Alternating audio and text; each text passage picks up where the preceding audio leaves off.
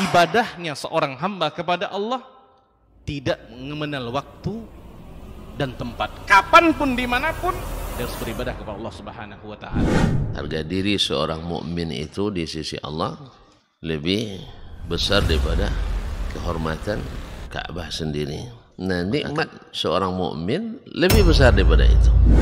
Man amila li akhiratihi kafahullahu amra dunia. Barang siapa yang beramal untuk akhiratnya, Allah akan cukupkan baginya urusan dunianya. Berjuang dengan harta untuk membela agama Allah Subhanahu wa Ta'ala, hendaklah menjadi penopang terhadap dakwah ini, bukan sebaliknya yang menghalangi dakwah ini, tapi jadilah keluarga muslim yang menopang dakwah Islam. Kenikmatan dunia ini lebih remeh dari sekedar sayap seekor nyamuk. Tidak patut bagi seorang yang beriman bersedih ketika tidak mendapatkan kenikmatan dunia. Nabi SAW katakan, la tahkiranna 'anil ma'rufi syai'a walau an talqa akhaka biwajhin taliq. Jangan kamu pandang remeh suatu kebaikan walaupun sedikit. Apa sedikitnya? An talqa akhaka biwajhin taliq, muka senyum kepada saudaramu.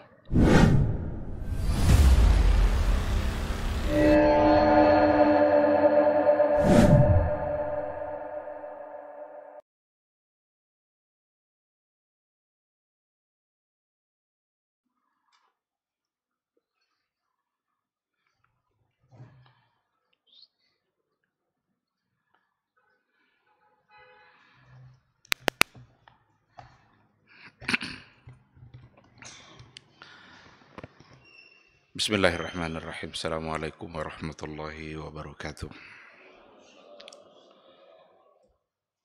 Innal hamdalillah nahmaduhu wa nasta'inuhu wa nastaghfiruh wa na'udzu billahi min shururi anfusina wa min sayyiati a'malina. May yahdihillahu fala mudhillalah wa may yudlilhu fala hadiyalah.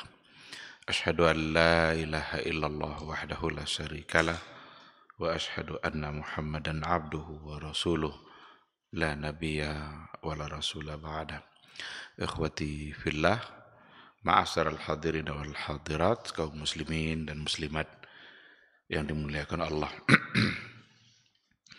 Mari sama-sama kita awali kajian kita dengan mengucapkan puji dan syukur kepada Allah Subhanahu wa Ta'ala.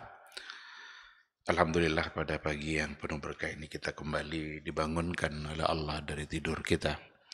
Mudah-mudahan ketika kita kembali dibangunkan oleh Allah, kita semakin banyak berzikir, semakin banyak mengingat nikmat Allah Subhanahu wa Ta'ala, untuk kemudian kita syukuri. Syukur itu pertanda kita ingat kepada Dia yang memberikan nikmat.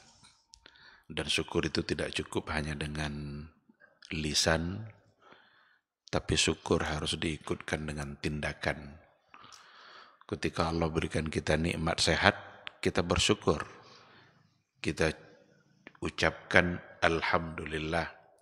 Tapi tidak cukup dan ucapan alhamdulillah. Sehat yang diberikan oleh Allah itu kita gunakan untuk apa?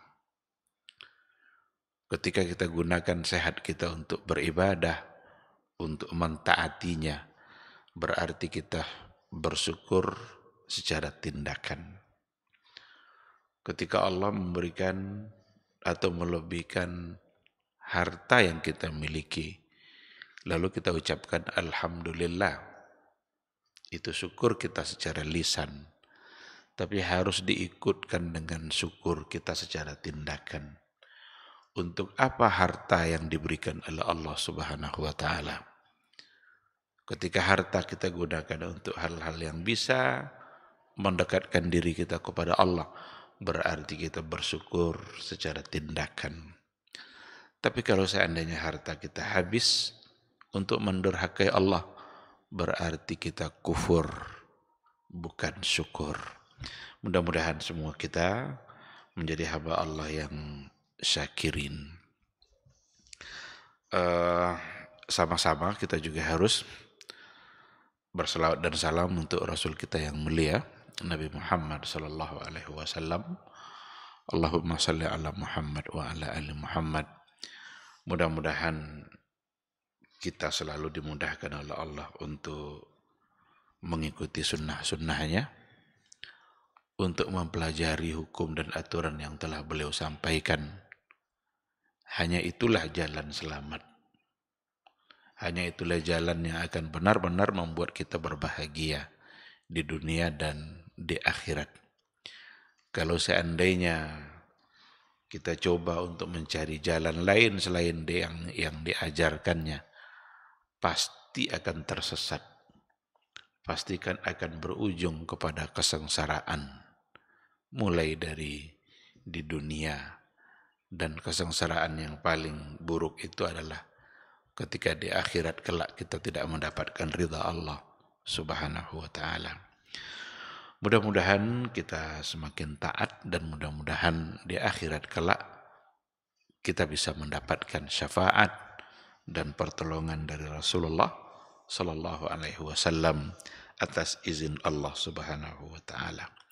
Amin amin ya rabbal alamin. Ikhwati fillah, ma'asyiral hadirin wal hadirat, rahimani Allahu wa iyyakum.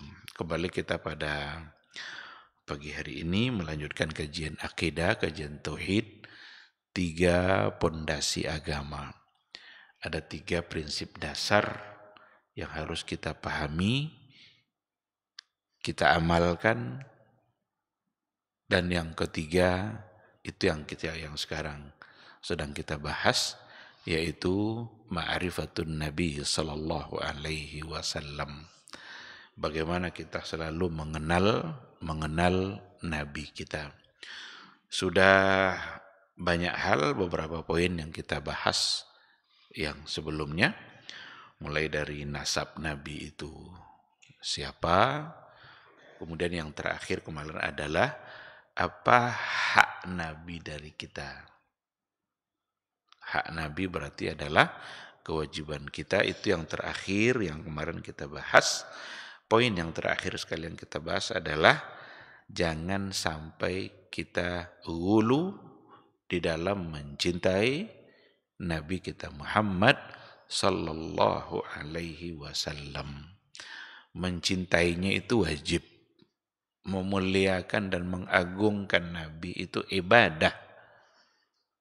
Agama yang menganjurkan. Allah yang menyuruh. Tetapi jangan kita terjebak kepada sifat ghulu, perbuatan berlebih-lebihan, mujawazatul had, lebih daripada batas yang seharusnya di dalam mencintai Nabi atau di dalam menunjukkan sikap bahwa kita benar-benar mengagungkan dan memuliakannya. Yang dilarang itu ghulunya. Janganlah kalian ghulu. La tuturuni kama atratin nasara. Jangan kalian ghulu terhadap saya sebagaimana ghulunya orang-orang Nasara. Salah satu dari bentuk ghulu yang sudah kita sampaikan adalah memberikan unsur-unsur ketuhanan kepada Rasulullah sallallahu alaihi wasallam. Karena Rasul itu adalah basyarun mithlukum. Dia adalah manusia seperti kalian. Maka dia tidak memiliki unsur-unsur ketuhanan. La rububiyah wala uluhiyah. Tidak ada makna-makna rububiyah pada Rasul. Tidak ada makna-makna uluhiyah pada Nabi kita. Dia manusia, cuma dia adalah yuha ilai. Diberikan wahyu kepadanya. Oleh karena itu, untuk perkara-perkara yang sudah hubungannya dengan rububiyah dan uluhiyah, berarti semua harus kita serahkan kepada Allah Subhanahu wa ta'ala. Nabi tidak bisa menyembuhkan penyakit kecuali atas izin Allah. Kalau sudah Allah yang mengizinkan, maka ada hal-hal yang tidak diduga terjadi pada Nabi. Dan itu bagian dari mukjizat. Orang buta saja itu bisa melihat. Tapi apakah karena kehebatan Nabi? Tidak. Karena Allah yang mengizinkan. Datang orang buta menemui Rasul, ya Rasulullah, saya ini buta, tolong doakan saya agar bisa melihat. Orang buta datang minta didoakan agar bisa melihat. Nabi bertanya, benar kamu mau bisa melihat? Iya. Ambil wudu, kemudian sholat dan berdoa, kemudian saya ikut mendoakan. Berarti Nabi berdoa kepada Allah Subhanahu wa ta'ala. Seketika itu dia bisa melihat. Tapi sekali lagi, berarti Nabi ini hebat. Orang buta aja bisa melihat. Enggak, bukan karena kehebatan Nabi. Nabi berdoa memohon kepada Allah, lalu Allah mengabulkan, maka sehatlah mata orang yang buta tadi. Ada onta, di antara onta sahabat itu lambat jalannya. Sementara onta-onta yang lain sebagai kendaraan itu jalannya kencang. Ditengok sama Nabi, dipegang sama Nabi pinggangnya. Dan tentu saja ada doa yang datang dari Rasulullah sallallahu alaihi wasallam. Setelah itu onta tadi berjalan kencang. Apakah karena kehebatan Nabi? Nah, karena Allah yang mengabulkan. Itu bagian dari mukjizat. Ada air cukup hanya untuk beberapa orang. Sementara yang akan berwudu itu puluhan. Yang ada hanya satu ember saja. Dimasukkan oleh Nabi tangannya ke dalam ember itu dan disuruh masing-masing untuk berwudu. Selesai semua sekian jumlah orang tadi berwudu semuanya, sementara air tidak berkurang. Hebatkah Nabi? Ini mukjizat. Allah yang menghebatkan dia. Allah yang memberikan mukjizat itu. Maka kalau untuk Nabi disebut dengan mukjizat. Mukjizat itu sesuatu yang melemahkan kita. Sesuatu yang membuat kita tidak sanggup untuk menandinginya. Maka namanya mukjizat. Tidak akan ada orang lain yang bisa melakukan itu. Maka dicobalah ditandingi oleh tukang-tukang sihir. Yang mencoba untuk melakukan sesuatu yang aneh-aneh, yang luar biasa. Tapi karena mereka bekerjasama dan minta tolongnya kepada jin dan syaitan, akhirnya semakin kelihatan lemahnya tukang sihir. Tapi Nabi Muhammad SAW sebagai seorang Nabi, dakwahnya diperkuat dengan mukjizat, dan itu bukan datang dari beliau, tapi datang dari kehendak Allah Subhanahu wa ta'ala. Ketika terjadi perang Khandaq, diajaklah oleh Abu Ayyub Al-Ansari bisik-bisik Abu Ayyub, ya Rasulullah, ayo ke rumah, ada makanan sedikit untuk kamu. Abu Ayyub hanya memanggil Nabi, makanya bisik-bisik. Nabi mengumumkan kepada para sahabat, sahabat-sahabat, ayo ke rumah Abu Ayyub Al-Ansari. Gemetar Abu Ayyub ini, kok datang semua ini? Yang ada hanya roti, sepenggal roti, karena niatnya memang hanya untuk Nabi saja. Justru Nabi dipanggilnya semua yang ada. Ini kacau, dikata Abu Ayyub Al-Ansari. Semua mau diajak untuk roti yang sedikit. Diatur oleh Nabi, sekian orang masuk dulu ke dalam rumah Abu Ayyub. Ambil roti itu. Semua makan dan roti masih ada. Hebatkah Nabi?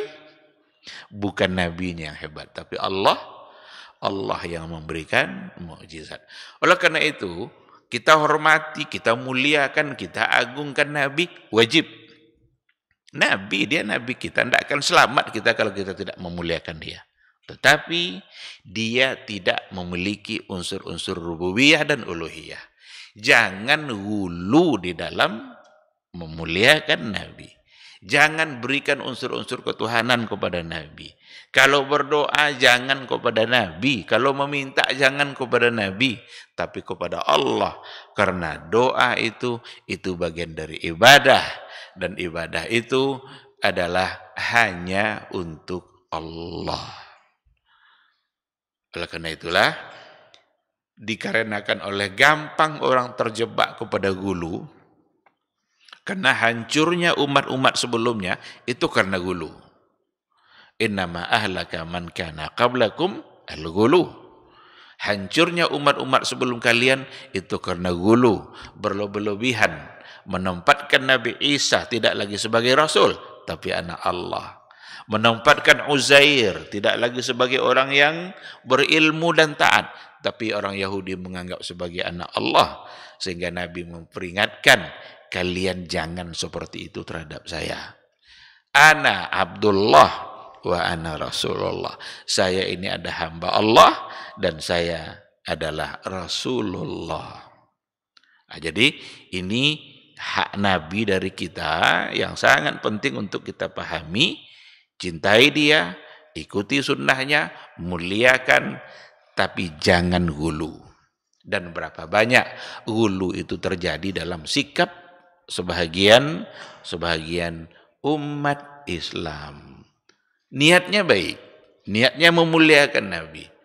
Tetapi niat baik saja ternyata tidak cukup kalau seandainya dalam tindakan untuk melaksanakan apa yang diniatkan kita tersalah, maka tetap saja itu menjadi sesuatu yang tidak dibenarkan atau tidak dibolehkan.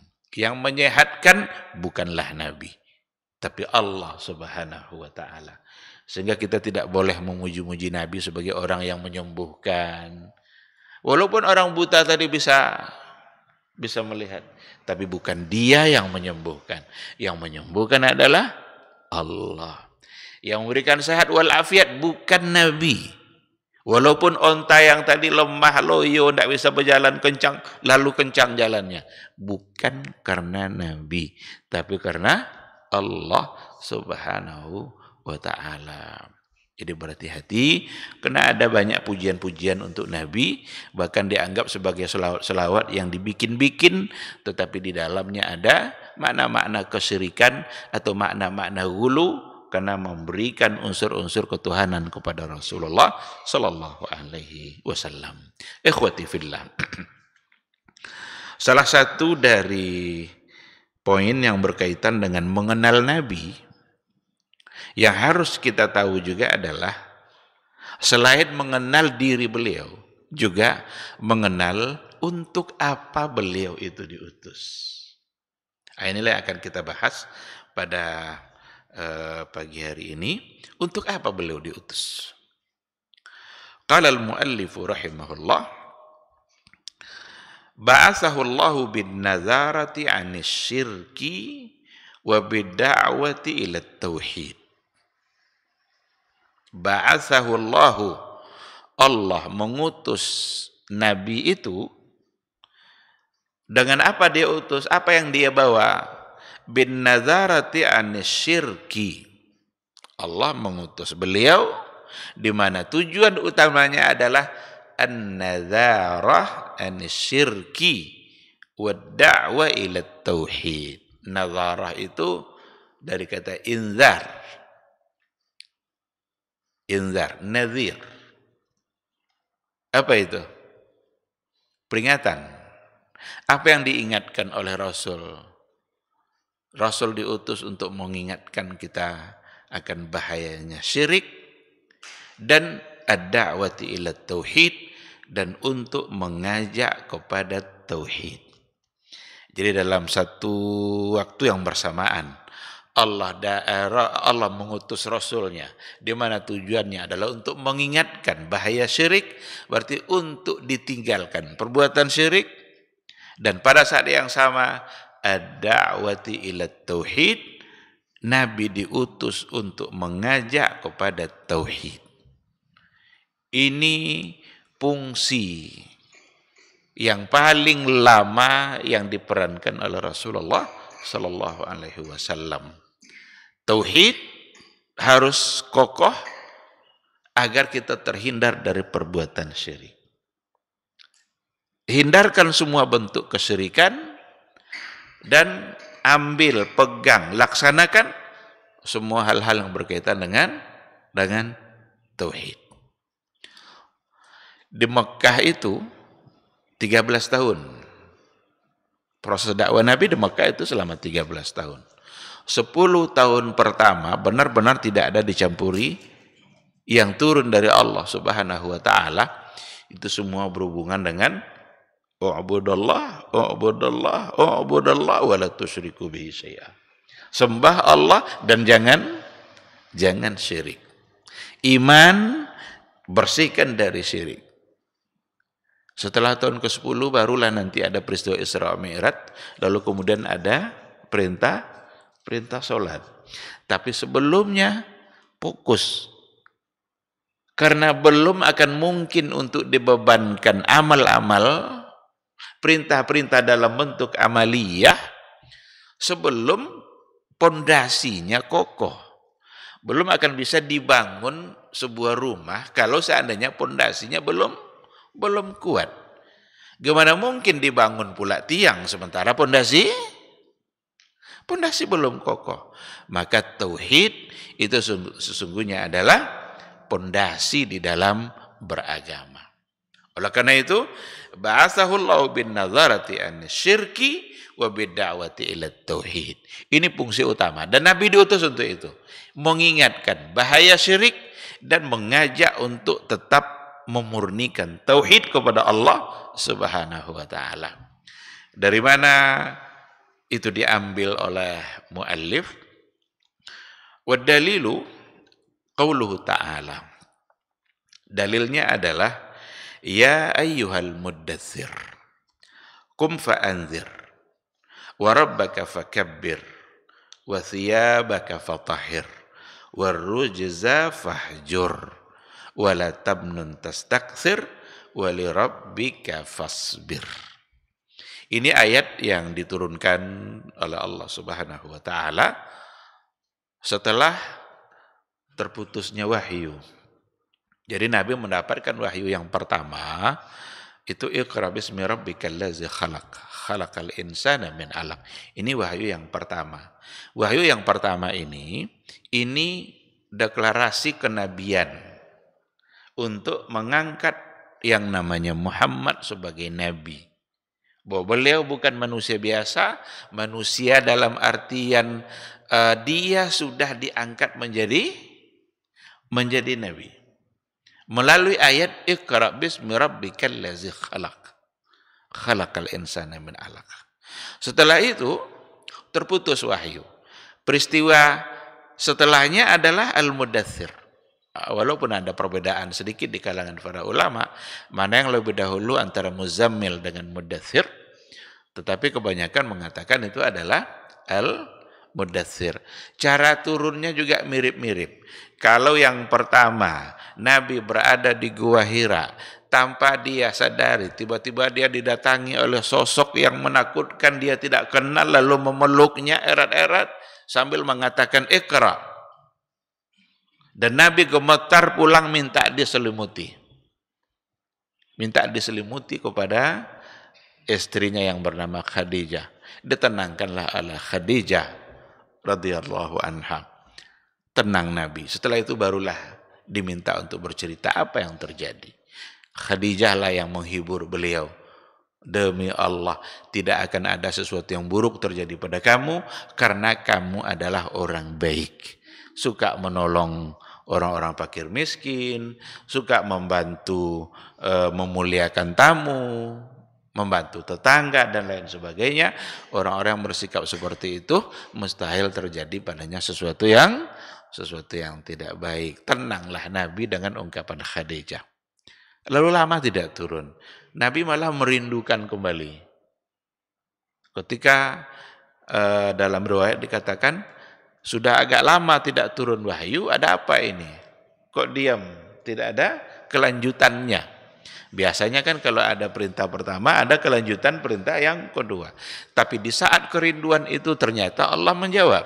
Nabi bilang, saya keluar dari rumah, tiba-tiba Nabi memandang ke arah atas, ke atas langit. Dia melihat yang dulu datang ke Gua Hira. Dia juga yang dilihat oleh Rasulullah SAW, saddal ufuk. Malaikat Jibril itu saking besarnya menutupi alam ini, menutupi pandangan Nabi untuk memandang ke atas. Nabi mengatakan, saya lihat dia duduk di kursi di atas langit sana. Datang kembali rasa takutnya. Takut lagi, gemetar lagi, masuk lagi ke dalam rumah, dan dia bilang kepada istrinya, zammiluni, zammiluni, kepada keluarganya, selimuti saya. Diselimuti kembali, dan ketika itulah wahyu itu turun, ya ayyuhal muddatsir. Apa arti ya ayyuhal muddatsir? Hei orang yang berselimut. Karena memang tadi Nabi masuk ke dalam rumahnya dan minta diselimuti. Maka turunlah ayat ini, ya ayyuhal muddatsir. Hei orang yang berselimut. Nabi lah maksudnya, karena dia sekarang sedang berselimut. Kum fa'anzir. Bangun, bangkit, anzir. Apa anzir ini? Inilah yang nazarah. Inilah yang inzar. Dalam bahasa Arab, kata ahli bahasa, kata inzar atau anzir itu peringatan yang selalu untuk takhwif. Takhwif itu dari kata khauf. Berarti khabar pertakut. Peringatan untuk menyampaikan sesuatu, dan itu dimaknai dari dari kata tadi itu, dimaknai bahwa anzir itu agar diperingatkan manusia ini kepada sesuatu yang membuat mereka akan sengsara dan menakutkan nanti, dan itu adalah kebiasaan berbuat syirik. Berarti ingatkan mereka dari bahaya perbuatan syirik itu. Oleh karena itu, anzir itu dimaknai yunziru anis syirki wa yad'u ila tauhid. Kum fa'anzir. Bangun kamu. Lepaskan selimut itu. Selesai urusan untuk istirahat. Tidak ada main-main lagi. Anzir. Ingatkan. Jauhi syirik. Dan lakukan tauhid. Itu makna dari kata anzir. Nah, oleh karena itu, ayat atau surat Al-Mudaththir itu ayat yang memulai risalah. Berarti kerasulan Nabi. Kalau Iqra itu sebagai dia dipastikan diangkat menjadi seorang Nabi, tapi kalau Al-Mudaththir dia dipastikan menjadi sebagai seorang Rasul.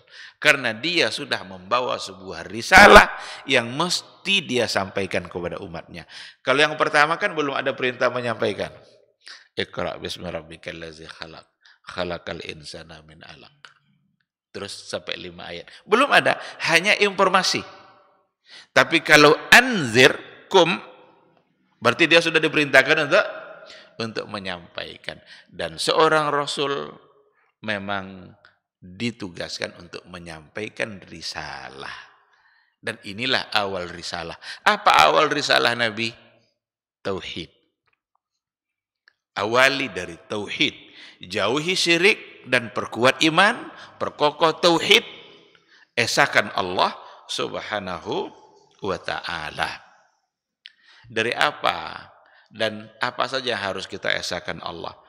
Apa saja yang tidak boleh kita syirikkan Allah Subhanahu wa ta'ala? Seperti yang sudah sering kita jelaskan, maka dikatakan di sini, "Fan-Nabiyyu sallallahu alaihi wasallam ba'atsahu Allah ta'ala yunziru anisyirki wa yad'u ila tauhidillahi ta'ala fi rububiyyatihi wa uluhiyatihi wa asma'ihi wa sifatihi." Maka Nabi kita Muhammad sallallahu alaihi wasallam diutus oleh Allah, apa tujuannya?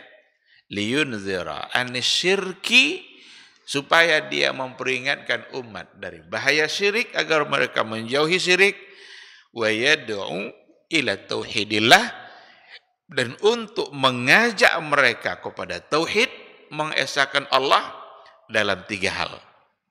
Dalam hal apa saja? Rububiyah, uluhiyah, al-asma was sifat. Esahkan Allah, satukan Allah dalam 3 hal ini. Rububiyahnya, uluhiyah, kemudian asma was sifat.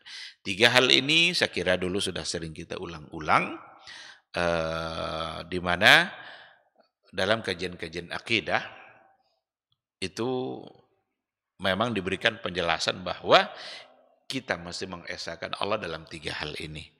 Rububiyahnya, rububiyah itu dari kata Rabb, Rabbil alamin, Rabbin nas.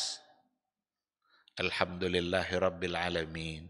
Qul a'udzu birabbin nas. Rabb, rububiyah itu dari kata Rabb. Al-mufassir, ulama tafsir, itu memaknai Rabb itu malik, mutasarrif, mudabbir. Itu makna Rabb. Malik, dia yang memiliki kita. Kita ini milik dia. Kalau kita ini milik Allah, dia mau berbuat apa saja terhadap kita, kita tidak bisa protes. Sama halnya ketika kita memiliki sesuatu. Ini barang ini milik saya mau apakan, tidak ada orang yang bisa marah. Saya mau jual, saya mau pakai, saya mau biarkan aja. Tidak ada orang lain bisa protes. Kenapa demikian? Saya yang punya. Kita ini milik Allah. Kalau kita ini milik Allah, berarti Allah mutasarrif, malik mutasarrif. Bertindak, bersikap, mudabbir sesuai dengan apa yang dia inginkan. Tidak ada yang bisa protes. Ini rububiyah. Dan itu hanya hak Allah. Tidak ada yang bisa protes. Kita mau dikasih umur berapa oleh Allah. Tidak ada yang bisa protes. Kalau kita nikah diberi anak berapa oleh Allah, tidak ada yang bisa protes. Ada yang dikasih 3, ada yang dikasih 7, ada yang dikasih 10, ada yang tidak dikasih. Ada yang baru lahir mati. Ada yang sudah lama kali tidak mati-mati. Kita mau apa? Semua atas kehendak Allah. Jadi rububiyah, perbuatan-perbuatan Allah dalam kehidupan kita yang mesti kita yakini dan kita tauhidkan Allah di situ, karena hanya Allah yang bisa menentukan itu. Rezeki kita Allah yang menentukan. Kayak apapun kita berusaha bekerja habis waktu kita, kadang durhaka pula kepada Allah demi mencari rezeki. Tidak akan kita dapatkan kecuali apa yang telah ditetapkan oleh Allah. Tidak akan kita dapatkan. Kayak apapun usaha kita, mendurhakai Allah demi mendapatkan uang, tapi tidak akan kita dapatkan kecuali apa yang sudah ditakdirkan oleh Allah Subhanahu wa taala. Ada orang kadang sudah mendapatkannya, tiba-tiba dirampok oleh orang di tengah jalan. Kita mau apa? Kita makan nasi yang tidak menjadi hak kita, ada yang jatuh. Kadang-kadang setelah masuk semua dalam perut, tiba-tiba dimuntahkan kembali. Kita mau apa? Itu semua adalah bagian dari rububiyah yang ada pada Allah, dan kita harus tauhidkan Allah Subhanahu wa taala. Kita diberikannya sakit, dia pula yang menyembuhkan. Itu mutasarrif. Malik, mutasarrif, mudabbir. Itu di antara makna Rabbul alamin, dan harus kita tauhidkan Allah di situ. Begitu juga dengan uluhiyah. Kalau uluhiyah itu perbuatan kita yang harus kita serahkan hanya untuk Allah saja. Tidak boleh ada satupun ibadah yang kita berikan kepada selain Allah. Salat kita, ibadah kita, hidup kita, bahkan mati kita. Inna salati wa nusuki wa mahyaya wa mamati lillahi rabbil alamin. Maka kata uluhiyah itu diambil dari kata ilah. Kalau rububiyah diambil dari kata rabbun, malik mutasarrif. Kalau ilah, ma'budun wa muta'un bihaq. Yang disembah dan yang ditaati secara benar itu hanyalah Allah Subhanahu wa ta'ala. Tidak boleh kita mentaati makhluk manapun kecuali kalau tujuannya untuk mentaati Allah Subhanahu wa ta'ala. La ta'ata li makhlukin fi ma'siyatil khaliq. La ta'ata li makhlukin fi ma'siyatil khaliq. Tidak boleh kita taat kepada makhluk manapun jika tujuannya adalah untuk bermaksiat kepada Allah. Berarti boleh taat kalau tujuannya bukan maksiat? Boleh. Karena taat kepada makhluk mestilah harus diikutkan dengan ketaatan kita kepada Allah Subhanahu wa ta'ala. Anak taat kepada ayah, orang tua. Istri taat kepada suami. Tujuannya adalah dalam rangka mentaati Allah Subhanahu wa ta'ala. Jadi ini fungsi utama Nabi, mengingatkan bahayanya syirik agar ditinggalkan dan mengajak kepada tauhid agar umat ini bertauhid, agar dia tahu siapa yang memberikannya kehidupan dan agar dia tahu bagaimana cara mengisi kehidupan. Jadi ketika diajarkan tauhid seperti itu, maka diingatkanlah mereka dengan dihubungkan kehidupan dunia ini dengan akhirat. Itu yang mereka dulu tidak pernah paham. Orang-orang jahiliyah dulu menganggap bahwa yuhlikuna illa dahar. Kita ini enggak akan tinggal menunggu masa saja. Kalau habis masanya mati kita, ya selesai urusan. Dikiranya kematian itu adalah akhir dari segala persoalan. Karena mereka tidak menghubungkan dunia mereka dengan akhirat. Tapi Nabi datang, Rasulullah SAW diutus untuk menghubungkan kehidupan dunia dengan akhirat. Bahwa dunia kita hidup ini ada yang memberikan kehidupan, ada yang menciptakan kita, ada yang memberikan kita rizki, dan nanti amal kita akan dipertanggungjawabkan nanti di hadapan Allah setelah kematian kita.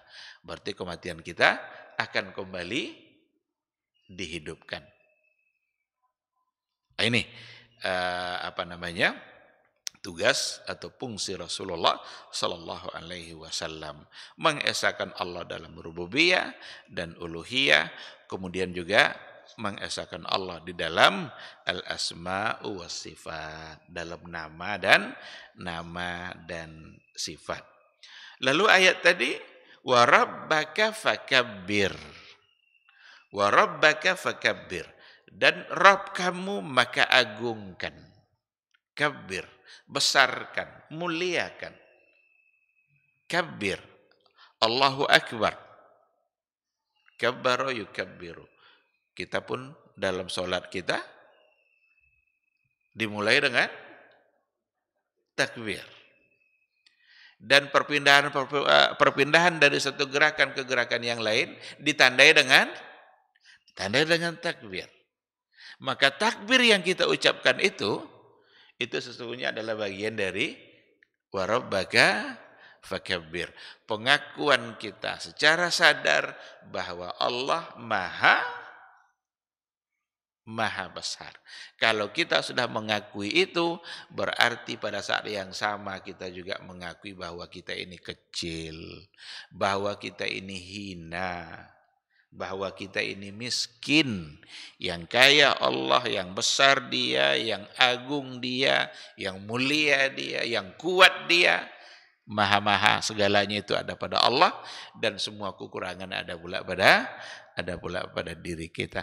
Maka ketika warabbaka fakabbir, ketika Rabb itu sudah dibesarkan, sudah dimuliakan, maka sesungguhnya kita sedang menyadari bahwa kita ini adalah orang-orang yang selalu bersandar dan menyandarkan kehidupannya kepada yang maha besar. Wasiyabaka fatahhir. Siyabaka fatahhir. Secara bahasa, siyabaka itu selalu diartikan dengan pakaian. Tapi ketika kita lihat penafsirannya oleh para ulama tafsir, siyabaka fatahhir itu bisa dimaknai dengan makna hakiki dan juga bisa dimaknai dengan makna majazi. Kalau makna hakiki, siyabaka itu ya pakaian kamu bersihkan. Jangan pakaian itu sampai kotor. Berarti kalau diartikan dengan hakiki, pakaian itu simbol dari fisik. Sedangkan hati dan iman, kan sebelumnya bicara tauhid ini. Berarti hubungannya dengan keyakinan yang ada di hati.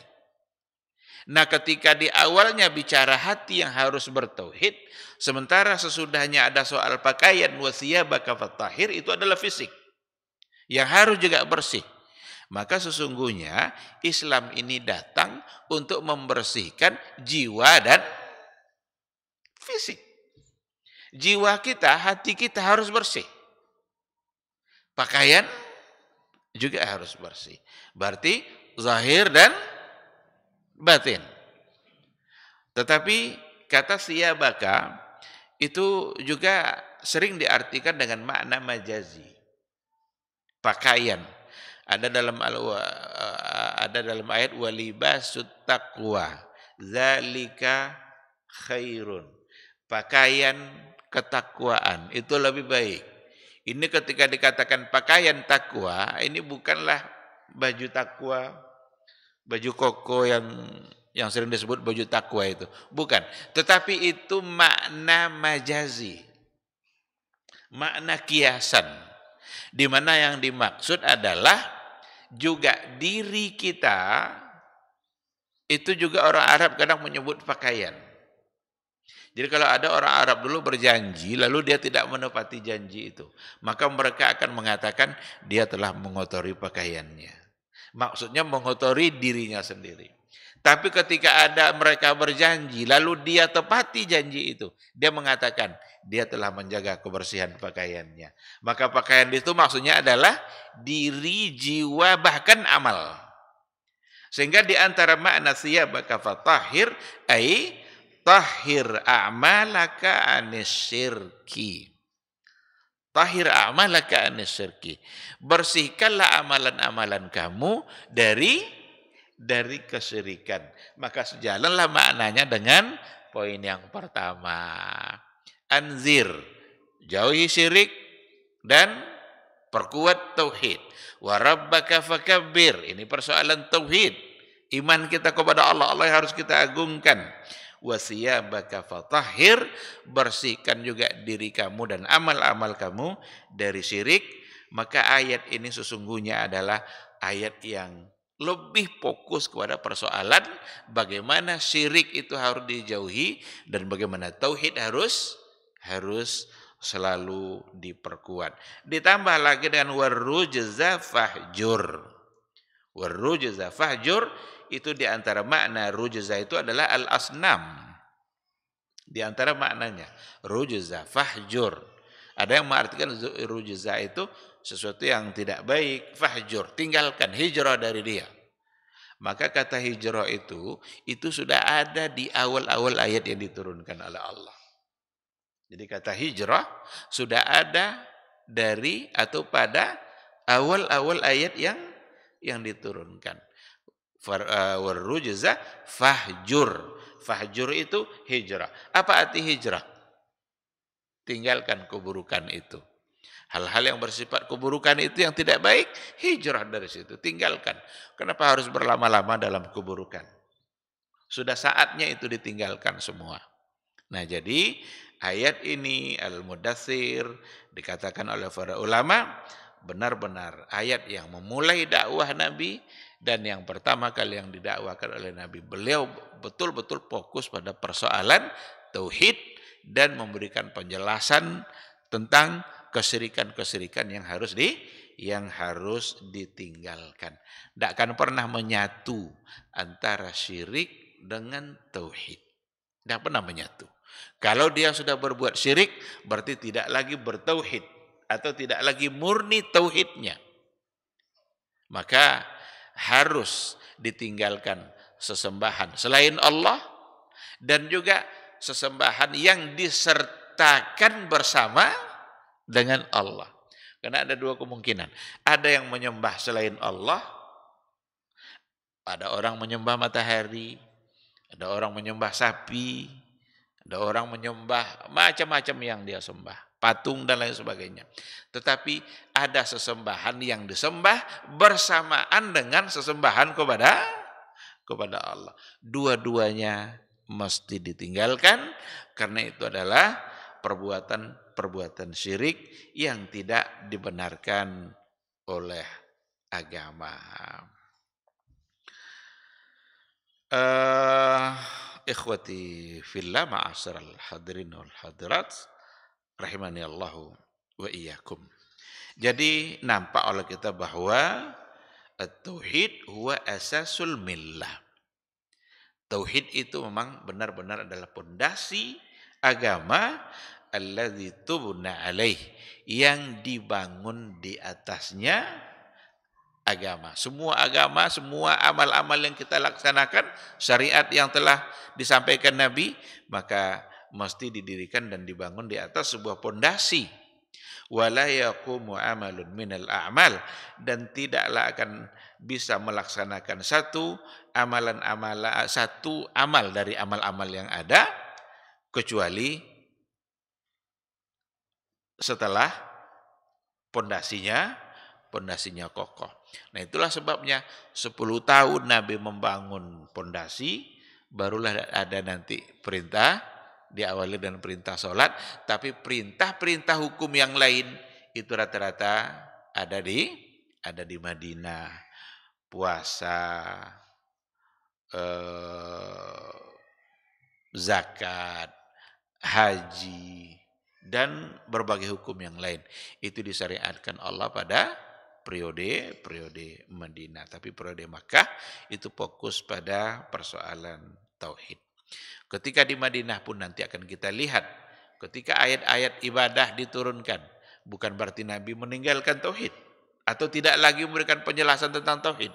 Tetap saja diberikan penjelasan tentang tauhid, tapi sudah ditambah dengan masalah-masalah ibadah, pembebanan hukum yang begitu mudah diterima ketika mereka sudah memiliki akidah yang kuat. Baik, ikhwati fillah, ini mungkin yang menjadi pembahasan kita pada pagi hari ini. Maka dapat kita simpulkan dari ayat yang tadi itu, yang pertama adalah azamu sya'nit tauhid, besarnya persoalan tauhid, besarnya kedudukan tauhid di dalam beragama. Maka setiap jiwa muslim mestilah mengokohkan tauhid dalam diri dia dan memahami persoalan tauhid sebaik mungkin agar tidak dicampuri oleh kesyirikan. Sedangkan yang kedua, betapa buruknya syirik. Betapa syirik itu merupakan perbuatan buruk yang akan menghapus atau merusak nilai-nilai tauhid. Jadi dengan adanya syirik maka akan merusak nilai-nilai tauhid. Orang kalau sudah syirik, tidak lagi mengesahkan Allah, berarti tauhidnya sudah rusak, dan maksiat yang paling besar itu adalah syirik. Karena berhubungan dengan hak Allah Subhanahu wa taala. Dia dosa itu ada yang berhubungan dengan hak Allah, ada yang berhubungan dengan hak manusia.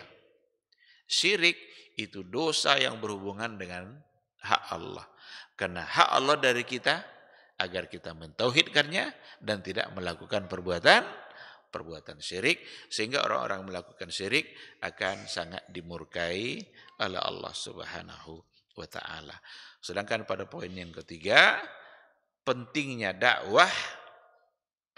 berdakwah kepada Allah dengan mengedepankan persoalan tauhid. Ini mungkin yang menjadi kajian kita pagi ini. Kita cukupkan sampai di sini. Poin yang berikutnya setelah tahun yang ke-10 itu nanti persoalan Isra dan Mi'raj. Wa ba'dal 'ashri urija bihi ilas sama. Itu insyaallah nanti kita sambung pada pertemuan yang akan datang. Terima kasih. Kalau seandainya ada pertanyaan, kalau tidak kita tutup.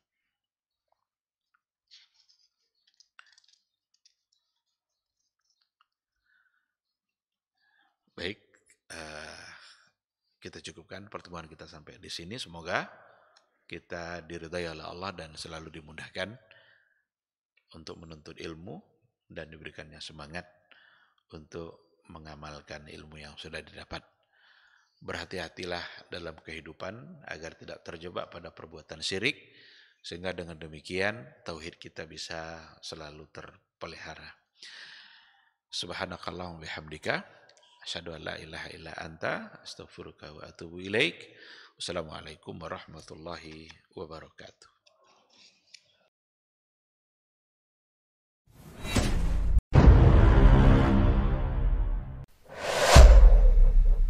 Dunia dan seisinya ini bagi Allah tak sama nilainya dengan sebelah sayap lalat. Barang siapa yang beramal untuk akhiratnya, Allah akan cukupkan baginya urusan dunia. Sayati zamanun 'alan nasi as-sabiru fihim qalqabit al-jamarah.